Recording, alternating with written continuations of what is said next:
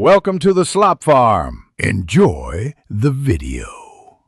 You start by ensuring you have an administrator account and a system restore point. This protects you if the new driver misbehaves.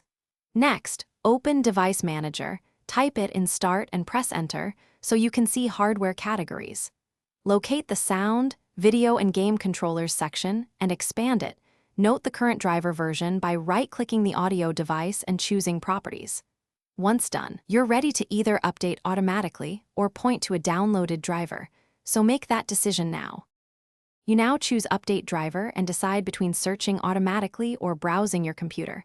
Automatic lets Windows find WHQL-signed drivers, which is simplest. If you downloaded a vendor package, select Browse My Computer and point to the extracted folder or the INF file. This installs the vendor-specific features. Allow unsigned drivers only if you trust the source, because they can bypass safeguards.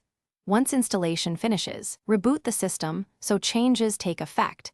Then revisit Device Manager. Finish by testing audio across apps and checking the sound control panel for sample rate and enhancement settings. This confirms functionality and performance.